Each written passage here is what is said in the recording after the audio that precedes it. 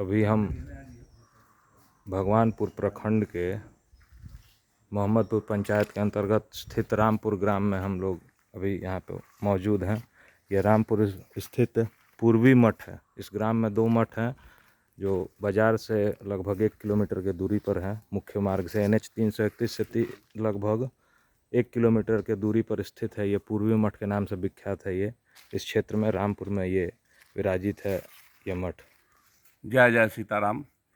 आज बहुत खुशी की बात है कि मैं प्रोफेसर अमरनाथ प्रसाद अपने पैतृक गांव में आया हूं। यहाँ रामपुर एक गांव है जो भगवानपुर रामपुर हाट बोलता है, सिवान जिला में है। तो वहाँ से ये रामपुर गांव है जहाँ पर यहाँ के बहुत बड़े संत हुए जगन्नाथ दास महाप्रभु, तो उनकी जन्मभूमि है। उनका समाधि स्थल वो चैनपुर के पास है। तो बखरी में आनंद बाग बखरी कहा जाता है, लेकिन उनका पैतृक गांव यह है। यह मैं बता दूं कि यह जो जगह है यह एक बहुत ही पवित्र स्थल है और यह संतों की नगरी है। यहाँ पर जगन्नाथ दास महाप्रभु का जन्म हुआ। यहाँ से 1 किलोमीटर थोड़ा सा उतर जाइएगा तो रौनक दास महाप्रभु का जन्म हुआ है।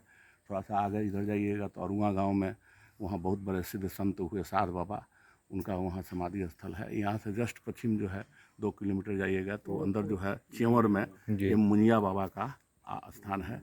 तो ये एरिया जो है बहुत सिंचित है, उर्वरा माने भक्ति भावना से ओतप्रोत जगह है।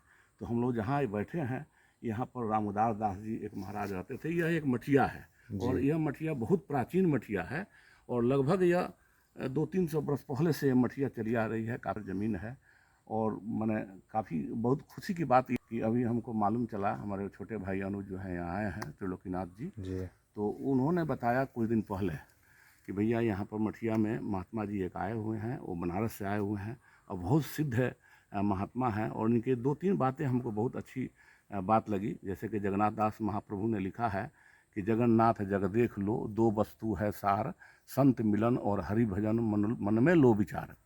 तो संत के जो जो लक्षण हैं हमने इनके अंदर देखा तो मैं प्रभावित हुआ और यहाँ पर मैं आया हूँ। और संत की सबसे बड़ी बात यह है कि महाराज जी बनारस से शिक्षा दीक्षा लिए हैं और वहाँ पर किसी मठिया में रहते थे, तो यहाँ पर आए तो इनको बड़ा अच्छा लगा ये मैंने, और इस मठ के विकास के लिए कार्य कर रहे हैं और फलाहारी हैं।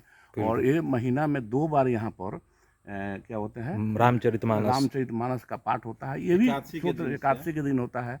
तो यह भी मतलब बहुत ही दिल को सुकून देने वाली बात है कि भाई किसी गांव में महीना में 2 बार जो है संपूर्ण रामायण का पाठ हो, ये साधारण बात नहीं है। आध्यात्मिक विकास है। एक सिद्ध संत ही ऐसा काम कर सकते हैं। बाबा फलाहारी हैं, एक टाइम खाते हैं सिर्फ।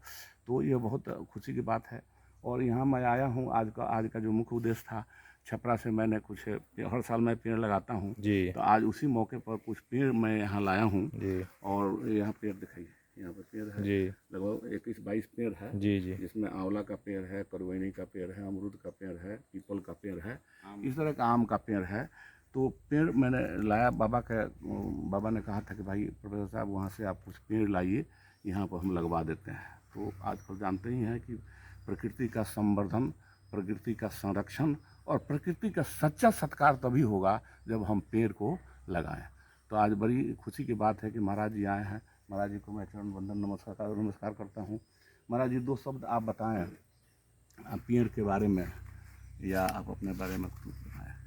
नहीं, ये तो सौभाग्य है कि पेड़ का रुचि है। एक तो प्रकृति का तो शुद्ध करता ही है और प्रकृति का प्रकोप कम करता है, परंतु 100 पुत्र का एक पेड़ काम करता है। शास्त्रों में लिखा है कि जिसके पुत्र नहीं है, संतान नहीं है, उसकी गति कैसे होगा। तो एक पेड़ लगा तो 100 पुत्र का काम करता है। क्या बात है। तो इससे सदगति भी होता है। यदि यह लौकिक तो सुधरता ही होता है, पर लौकिक में भी कहीं कहीं अड़चने आती हैं, गति नहीं होती, तो वो पेड़ खड़ा हो जाता है। ये हमको लगाया है, उसको उद्धार करा देता है। ये कृपा है कहीं ना कहीं बहुत। और संत महात्मा की सेवा कर, उसका इसीलिए सद्विचार है आपका। उस सद्विचार के कारण ये सब अच्छे काम कर रहे हैं, करते रहें भगवान, और आपके सद्बुद्धि दे। चलिए, बहुत खुशी हुई आपसे मिलकर। और जगन्नाथ दास महाप्रभु जी इसी गांव के थे जिन्होंने सतगुरु सागर में लिखा है कि जगन्नाथ जग देख लो, जगन्नाथ जग देख लो, और सच्चा फूल कपास, देखिए वही पेड़ के बारे में कहते हैं, पौधा के बारे में कहते हैं कि एक ही पौधा जो है वो सच्चा है, एक ही फूल है जो सच्चा है। जगन्नाथ जग देख लो सच्चा फूल कपास, आज जिंदा तन को ढकता है मरता ढकता लाश। तो बाबा के कई गंभीर पद है सतगुरु सागर में उन्होंने लिखा।